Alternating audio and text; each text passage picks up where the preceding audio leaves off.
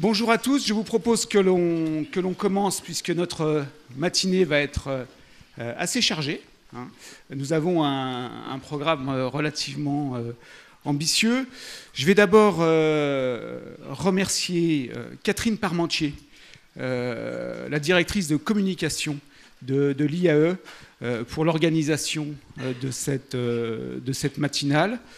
Je veux saluer, peut-être qu'il se lèvera, monsieur Hervé Dadou, qui est désormais le responsable de l'association des anciens élèves du DU Management et QVT. Voilà, donc c'est aussi avec cette association nouvellement créée que nous avons organisé cette matinale. Donc matinale qui se fait sous l'égide donc, de ce diplôme, un management de la QVT et santé. Donc je vous rappelle, nous avons lancé ce diplôme il y a 3 années. Alors quelques informations sur ce diplôme. Vendredi prochain, il y a également une petite réunion d'information sur le diplôme, mais je donnerai déjà quelques éléments pour vous montrer peut-être l'accélération et les enjeux désormais autour de ce diplôme. Nous avons des nouveaux partenaires. Je pense qu'un diplôme universitaire ancré dans le monde professionnel ne peut se faire qu'avec des partenaires, d'abord qui reconnaissent l'autorité, la légitimité des enseignements et qui apportent aussi leur expertise. Premier partenaire que nous avons pour l'année prochaine, donc rentrée en septembre, le cabinet PSIA, représenté par Célia Badet aujourd'hui. Deuxième partenaire, HR Consultancy Partners, qui est l'ancien CapSecure, désormais le groupe Randstad, que vous allez également intervenir tout à l'heure. Et puis le cabinet Empreinte Humaine de Jean-Pierre Brun, cabinet québécois, mais qui ouvre également une antenne lyonnaise. Et enfin, le cabinet KTIS, expert CHSCT, qui nous rejoint également pour des enseignements. Et nous disposerons également l'année prochaine de l'autorité, du prestige de Pierre-Yves Gomez, professeur à l'EM de Lyon, président de la Société française de management, qui présentera un cours inaugural sur l'anthropologie du travail, parce que sur les questions qui nous intéressent, il est important de revenir au fondement. Et l'anthropologie du travail, effectivement, qu'est-ce que le travail, qu'est-ce que la personne, sont des éléments tout à fait centraux de notre dispositif. Donc voilà, un diplôme, je crois, qui est en train de prendre son rythme de croisière, et certaines entreprises devraient également nous rejoindre dans un but qui est pragmatique et ambitieux en même temps. Pragmatique, c'est que l'ensemble des diplômés puissent s'insérer professionnellement. Je pense que c'est très important.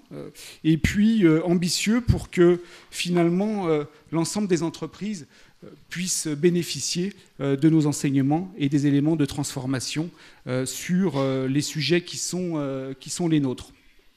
Alors, quelques éléments sur l'organisation de la matinale et finalement le thème que nous avons choisi. Alors, le burn-out, c'est d'abord, j'allais dire, quelque chose de très médiatique. Ça fait la une à la fois de la presse grand public, ça fait la une également de la presse, de la télévision, de la presse audiovisuelle, et il est évident qu'il y a beaucoup j'allais dire, d'éléments un petit peu incompris sur le sujet. D'où la question de notre thématique, qui est d'abord de comprendre pour agir. Comment on peut sortir des faux-semblants, comment on peut cerner ce sujet, comment, au-delà un petit peu des effets médiatiques, on peut vraiment traiter le sujet. Donc comprendre, parce que sans compréhension, il est effectivement difficile d'agir. Donc on va commencer la matinale avec Alexis Poncet, donc, qui est médecin psychiatre, donc qui est diplômé du DU Management, Santé et QVT, et donc qui va présenter, j'allais dire, les éléments un petit peu compréhensifs de la question. Alors comprendre, c'est une chose, mais le deuxième terme, c'est agir. Agir, et donc nous aurons deux cabinets de conseil qui interviennent sur le sujet, donc PSIA et HR Consultancy, qui au fond nous indiqueront la manière dont dans l'entreprise les sujets sont abordés. Comprendre pour agir, c'est aussi ne pas s'enfermer dans le discours sur la souffrance et surtout voir quel est le coup d'après. Et je pense que là, nous bénéficierons avec Sabine Bataille d'une expertise tout à fait originale sur cette affaire-là. Sabine est sociologue. Elle a monté sa propre structure de conseil avec une action très particulière sur la reconstruction après un burn-out. Au fond, comment se reconstruire lorsqu'on a eu effectivement un burn-out. Et je pense que c'est très important d'avoir aussi, pour les personnes qui ont eu ce problème, d'avoir des perspectives de reconstruction. Et j'ajoute évidemment que Sabine Bataille est, comme Célia, enseignante au DU QVT. Enfin, nous terminerons par un sujet qu'on pourrait qualifier de plus institutionnel et de plus politique, mais c'est aussi une manière d'agir, d'agir dans la cité. C'est la question de la reconnaissance comme maladie professionnelle du burn-out. Alors, je ne sais pas si je dois présenter Jean-Claude Delgen, mais Jean-Claude est le patron du cabinet Technologia, qui mène une action tout à fait importante sur le sujet de sensibilisation des pouvoirs publics. Et il nous expliquera pourquoi, selon lui, il est important de reconnaître le burn-out comme maladie professionnelle. Et puis, je vous présente également Gerbert Rambaud, qui est un grand avocat lyonnais et qui défendra un point de vue original également sur la manière de traiter le sujet de la reconnaissance des maladies professionnelles, du burn-out comme maladie professionnelle, à travers aussi les exigences que posent ses clients, les directions d'entreprise. Voilà, donc nous avons une matinée dense, où j'espère que vous pourrez apprendre des choses, et j'espère qu'on aura le temps pour que vous puissiez de temps en temps interpeller les intervenants, mais je vais être comptable du temps et on va voir comment ça va se passer. Alors, simplement, aujourd'hui, nous abordons cette thématique du burn-out. Je veux quand même insister sur le fait, et toujours insister sur le fait, que le travail est quelque chose d'ambivalent.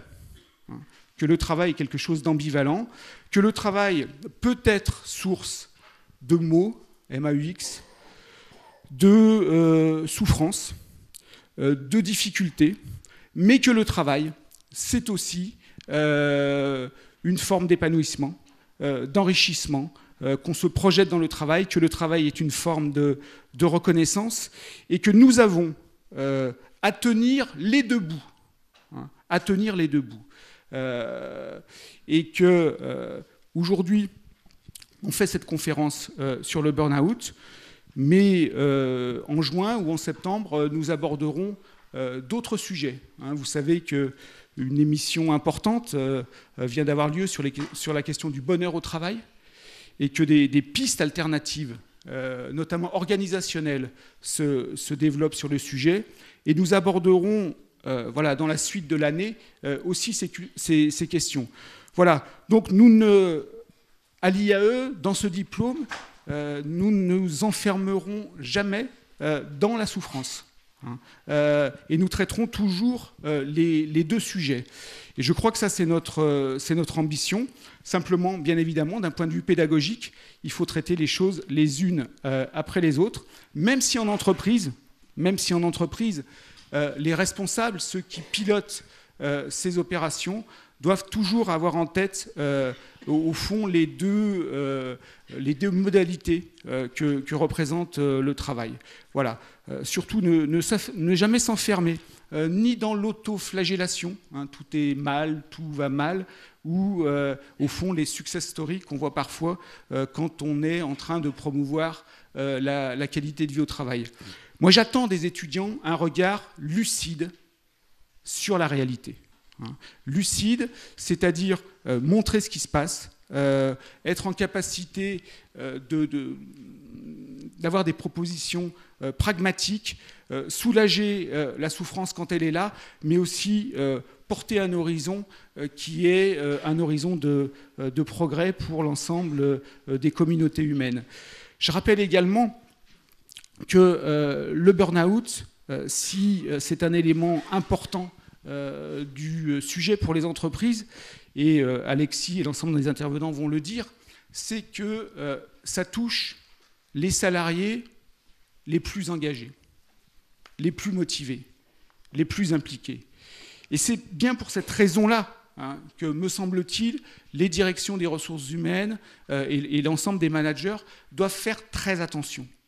C'est parce que ça touche les plus motivés qu'au fond, on est en train finalement de toucher le cœur de l'entreprise et qu'évidemment, le lien entre les enjeux de santé et les enjeux de performance est, à travers cette question, très clairement posé.